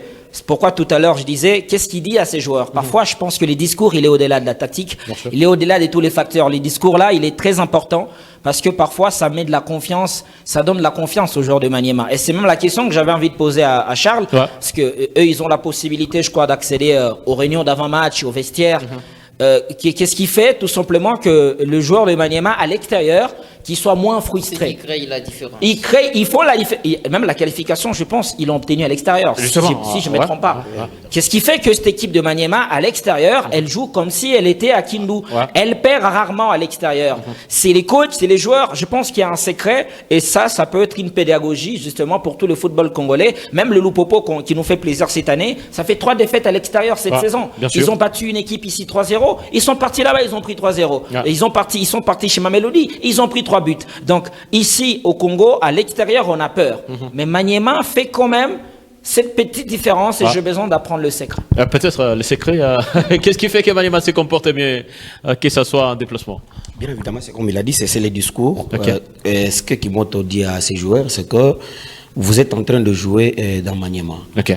Vous venez de, je ne sais moi quelle équipe, mais sachez que vous êtes en train de jouer dans Maniema, une équipe qui représente une province qui représente un pays. Ouais. Donc, la grandeur, la vareuse que vous portez là, ces couleurs que vous portez, le pays que vous représentez mérite respect et la meilleure façon de le faire, considérez-vous comme des ambassadeurs. Là où vous êtes en train de défendre le Congo, alors vous faites n'importe quoi, c'est le Congo que vous allez trahir, c'est le Congo que vous allez humilier. Alors, le public, vous aurez beaucoup de gens. Vous jouez au Maroc, les stades sera toujours plein et vous jouez ailleurs, c'est la même chose, mais vous n'allez pas jouer avec le public, vous allez jouer avec le joueur, des garçons comme vous.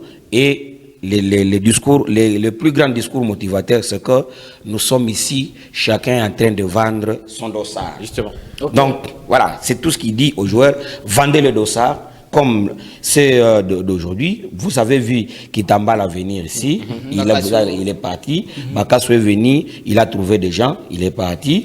Parce que si Bakasso a été sollicité, c'est parce qu'il avait marqué contre le Raja au stade de Marty. C'est parce qu'il a vendu son dossard. Il a vendu son dossard. Alors c'est ce qu'il demande à chacun de vendre son dossard. Et donc, on va demander au directeur des sports de nous donner des dossards. Chaque fois qu'on monte à l'émission, je vends mon dossard. On va venir peut-être à savoir le programme. C'est comment le programme de Maniema? Oui, Maniema poursuit ses entraînements au stade Kamalondo. Ouais. Et ça se passe bien en toute quiétude? En tout cas, on est à la maison, à Panikweto. Et puis le jeudi, direction la Tanzanie et Zanzibar pour jouer ces matchs et retourner encore à Lubumbashi pour préparer les matchs contre... Les matchs, ça, c'est déjà pour le week-end, oui, oui, en tout cas les deux week-ends, les deux dimanches, c'est dimanche. Le match à Zanzibar et le dimanche à 8. Encore à Kamalo. Et donc, vous avez le programme pour Maniema Union qui est encore à Lubumbashi, désormais VD carrément au stade TP Mazembe l'autre week-end. Vous aurez des programmes spécifiques sur les antennes des Nyota Télévision pour accompagner cette formation, que ce soit Maniema ou encore le Football Club Santé Luapopo, pour le pousser à aller le plus long possible dans les compétitions africaines. On va finir rapidement par la vie dans nos clubs. Vous savez peut-être l'info, c'est aussi ce nouvel entraîneur à la tête des Corbeaux de Mazembe, Slimane Rao. C'est comme ça, il s'est fait appeler. Il a été adjoint de Franck Dumas. Je pense qu'on va me proposer rapidement cet élément qui n'en dit plus parce qu'il a été présenté auprès de joueurs 24 heures seulement après la démission du franco-sénégalais Mamadou Lamine Diaye. Et c'est un ancien quand même qui revient dans la maison. On va vous permettre de suivre ces reportages pour que vous puissiez écouter ces premiers mots.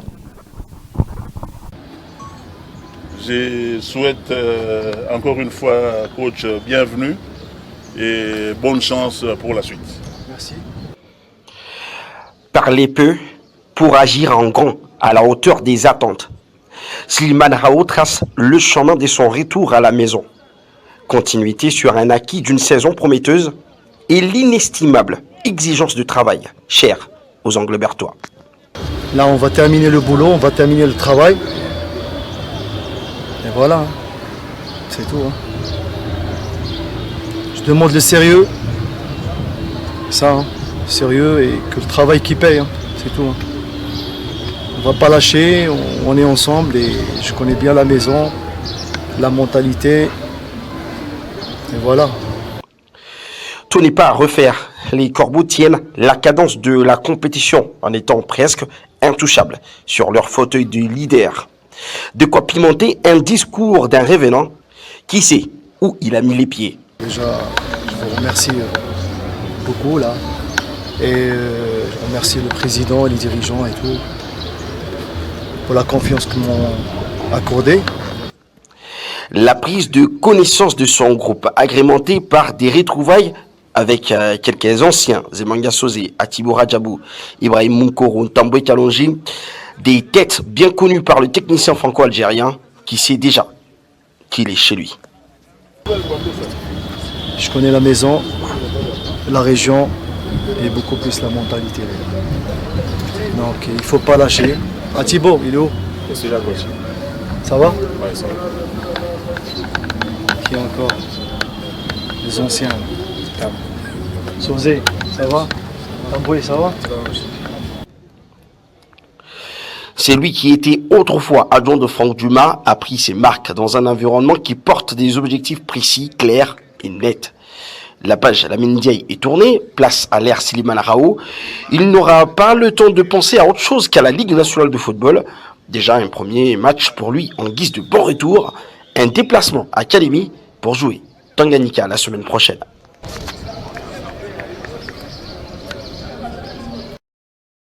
Slimane Rao, c'est bel et bien lui, le nouvel entraîneur ou les successeurs carrément de Lamine Ndiaye. Une question tour de table rapidement. Profil ou choix idéal ou pas, à votre avis?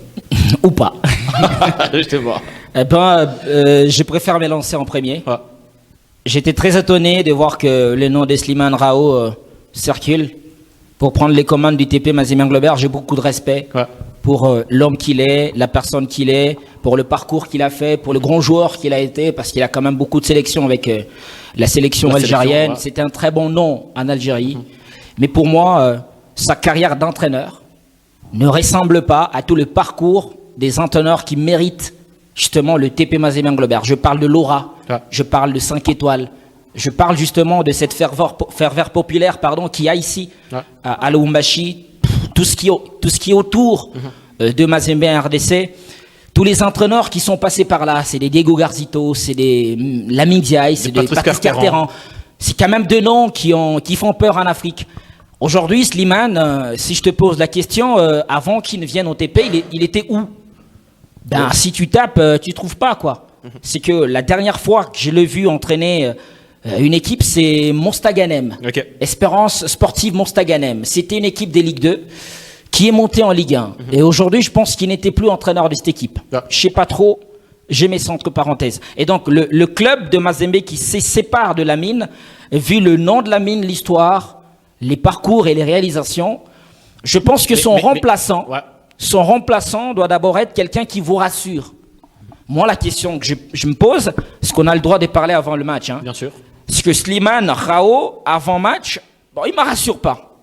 Parce que quand je regarde son parcours, je ne vois rien qui ressemble à quelqu'un qui va venir commander les vestiaires Mazembe. Et même quand on dit qu'il connaît Mazembe, est-ce qu'il était là, il ne donnait pas les ordres.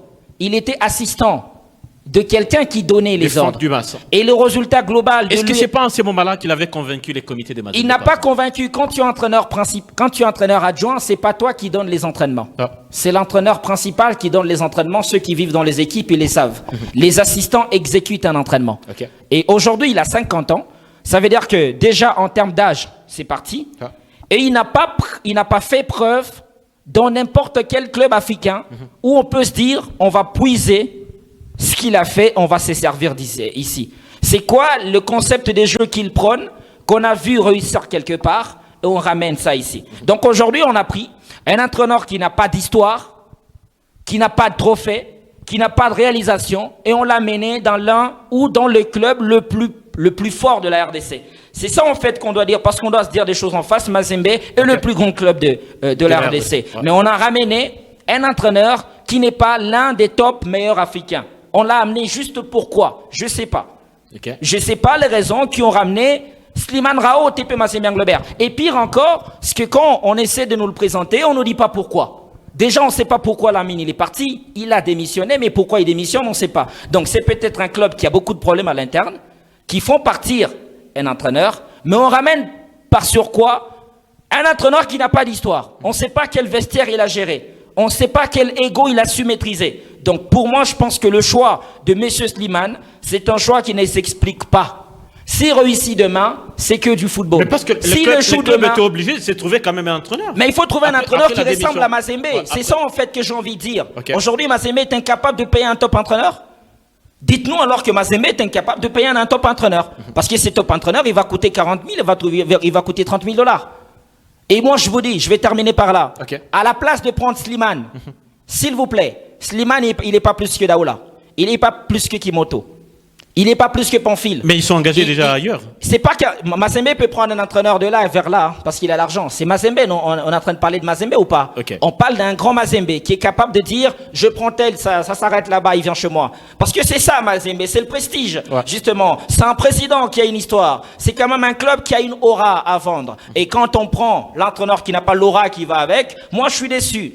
Donc si demain il gagne 2 matchs, je m'en fous, mais je pense tout simplement que c'est pas l'homme de la situation, Mazembe. Aujourd'hui, s'il veut redevenir le grand Mazembe, il faut qu'il cherche aussi des entraîneurs qui ont de la valeur. On est en train de parler d'un club qui n'a eu aucune participation africaine cette année. On est en train de parler d'un club qui a perdu tous les derbies. Donc à un moment donné, on a besoin de se relever. Et pour se relever, il faut trouver deux hommes qui vont avec. Ça, moi, je suis déçu, je vous dis tout de suite. Charles Massoudi, vous avez peut-être un avis, les profils ou même les temps.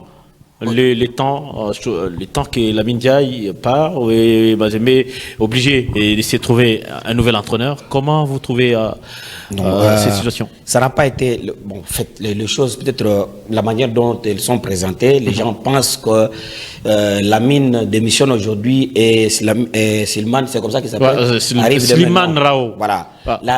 Lamine a démissionné pendant que le coach était déjà. Il savait déjà que un remplaçant arrivait. Ça n'a pas été une surprise.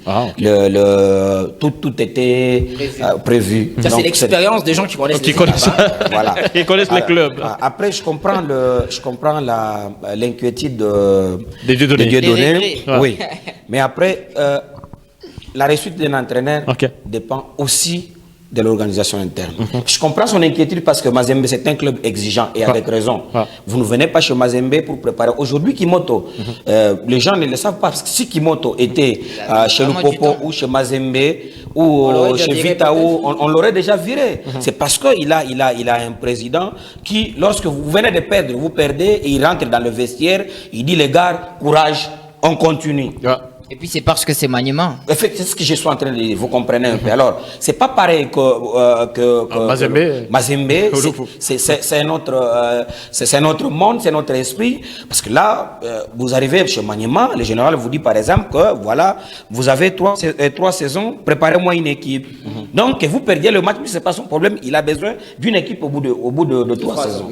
Donc, alors, mais là, Mazembe a besoin des résultats. Mazembe, c'est demain. Mais après, je me dis, le problème, c'est aussi les conditions. Slimane peut trouver les conditions qui puissent lui permettre de donner les titres que Mazembe cherche ou de faire. Qu'est-ce qu'ils se sont dit? Parce que les contrats qu'il a signés, c'est jusqu'à la fin de la saison 2026 uniquement. Voilà, donc vous comprenez. Donc il doit prouver. Un essai, donc essayer de faire ce que Lamine n'a pas fait.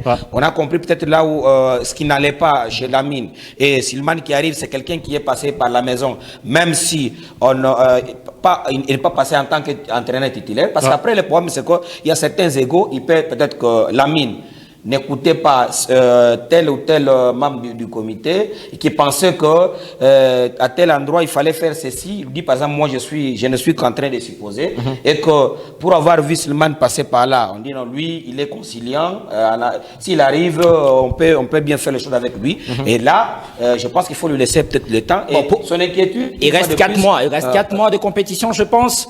Isaac, on a déjà entamé la match retour. Isaac, finis-nous la saison et puis on cherche un entraîneur pendant ce temps. Bah oui, mais c'est la même chose. C'est la même chose. Isaac finit la saison. On peut dire Slimane. À la place de Slimane, je prends Isaac. C'est tout. Encore Cueto, votre avis? Slimane. Profil, choix idéal. Oui ou non? Quand tu parles d'idéal, c'est trop fort. Vous ne voulez pas que ça soit idéal? Non, mais parce que c'est quand même un entraîneur de Mazembe à ce jour. Bon, le choix de l'entraîneur ou encore la qualité de cet entraîneur-là, moi, ça ne m'importe pas trop. Les plus importants est déjà savoir les fondements de ces contrats qu'il signe. Parce qu'il doit ramener Mazembe à la fin de la saison. Mais pour quel objectif? Ça, on ne doit pas les cacher. Les fanatiques, ils viendront peut-être avec beaucoup d'insistance, avec beaucoup de rigueur au stade. Mais peut-être que cet entraîneur, il n'a signé qu'un contrat de préparer l'équipe.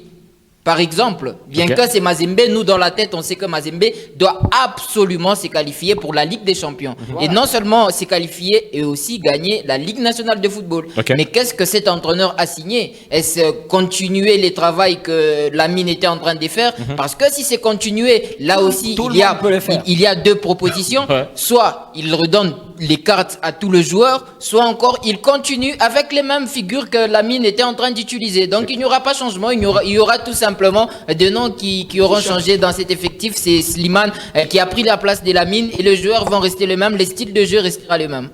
Oh, il y a énormément à dire malheureusement. Mais ils jouent déjà, c'est mercredi. Déjà, on va pas les juger parce que. Non, mais pas, on les juge pas. On l'attend les mercredis face à Tanganyika. Le mercredi, c'est pas son match. Il faut aussi que je me fasse comprendre. Moi, je parle du profil. Moi, je suis jamais dans les considérations personnelles. Moi, je m'en fous vraiment. Moi, je parle du profil. Le profil du monsieur, il n'a encore rien fait. Alors que peut-être il va faire avec Mazembe parce que beaucoup d'entraîneurs sont passés par Mazembe. C'est pas à Mazembe qu'on vient. Ils ont eu des noms. Donne-moi l'entraîneur qui a eu le nom à Mazembe. Les gens sont des bagarreurs, pardon. C'est pas Slimane. Donc, à un moment donné, je vous dis la vérité. À un moment donné, par exemple, tu donnes à Pamphile Miayo, il t'est fini la saison. Si c'est pas lui ton premier choix, tu continues à chercher un entraîneur qui est libre. Donc, pour moi, je me dis, le TP Mazembe Englebert cherche à redevenir grand. Et cette grandeur, c'est aussi parfois des hommes qui gèrent ton vestiaire. Ça, c'est très important. Mazembe, la dernière demi-finale qu'il joue, c'est parce qu'il a ramené un homme qui connaît ces vestiaires-là, qui s'appelle Monsieur Lamine. Il a ramené Mazembe en demi-finale de Ligue des Champions. Donc, si Mazembe veut redevenir grand, il faut aussi que le choix de l'homme soit un choix grand. C'est très important. Il n'y a que la grandeur qui appelle la grandeur. Le problème appelle le problème. Je suis toujours avec mon ami Dieudonné. Je l'ai suivi. Il avait un discours laudatif vis-à-vis des Papi Kimoto. Je rappelle que ce genre de discours, il y a eu aussi dans l'AS Maniema Union quand Papi est arrivé. On dit mais le général est devenu fou. Comment s'est séparé de Daouda pour ramener Kimoto. Daouda qui est entraîneur à l'équipe nationale senior à Prime. Mais c'est quoi cette histoire? Et Kimoto qui vient d'être limogé chez le Popo, et puis il le prend ici. Alors, et pourtant, le Kimoto limogé chez le Popo, ce n'était pas le Popo qui avait les mêmes conditions qu'aujourd'hui. Est-ce que c'était le même joueur? Est-ce que c'était les mêmes conditions que maintenant? Et arrivé chez Maniema, on lui donne, il vient, vous voulez quoi? On lui donne ce dont il avait besoin en termes de moyens, en termes de climat. Je suis tout à fait d'accord avec lui. Il essaie de voir un peu qu'est-ce qu'il ramène après. Je comprends aussi que Mazembe, c'est un club exigeant, même si parfois moi je ne suis pas d'accord de considérer toujours que quand le club est là, il il arrive des moments de reconstruction dans un club, il faut laisser un temps pour l'adaptation, voilà, pour préparer. Il faut pas, le titre, oui, c'est bien. Même moi, je suis supporter du Real. Je veux que Montréal gagne. Mais après, là, c'est comme en tant que supporter. Mais quand je rate, je me dis non. Là, c'est la transition. Il faut laisser un peu de temps. Le Barça d'aujourd'hui, ce n'est pas le Barça d'hier. Mais alors qu'hier, on cherchait toujours, pendant qu'on était en train de chercher la relève, et là, on a un Barça qui commence à proposer quand même les résultats qui plaisent aux joueurs. Oui, il a raison. Je sens, il connaît bien la maison Mazembe. L'exigence du tout-puissant Mazembe. Ça, c'est tout à fait clair. Mais après, il faut creuser pour savoir pourquoi seulement lui et pas quelqu'un d'autre qui aurait un palmarès, plutôt un CV qui puisse correspondre à Mazembe. Mais aussi les soucis d'ego que Dieudonné était en train d'évoquer. Peut-être en 30 secondes parce qu'on va finir. Non, même pas en 30 secondes, je vais être vraiment bref. C'est par exemple le cas des Zemanga Sosé. Il a pas joué, ça fait je ne sais pas moi une saison avec Mamadou Lamine Ndiaye, mais lorsque cet entraîneur arrive, il a connu un Zemanga Sosé dans cet effectif-là. Comment est-ce qu'il va réussir à les gérer? Donc c'est ça aussi la personnalité d'un entraîneur. Lorsqu'il arrive, il s'est dit bon, je vais utiliser, je ne sais pas moi, Zemanga Sosé et les faire redevenir ce qu'il a été peut-être auparavant. Donc c'est ça aussi ces problèmes-là, les problèmes dans les vestiaires et les problèmes aussi avec tous. Merci beaucoup encore Narcisse Soumpueto pour votre participation à ce numéro. Merci aussi. Merci à vous, à Charles Massoudi, surtout d'avoir accepté notre invitation. Merci et surtout de nous avoir honorés. Pas de problème. Merci également à vous, à Dieudonné Batotela. Ça a été un honneur d'être là. Merci à nos équipes en régie, Michel Makita, Jules Ndala, merci à vous, très chers amis de Tempo Sport. Restez avec nous, on revient lundi prochain. Au revoir.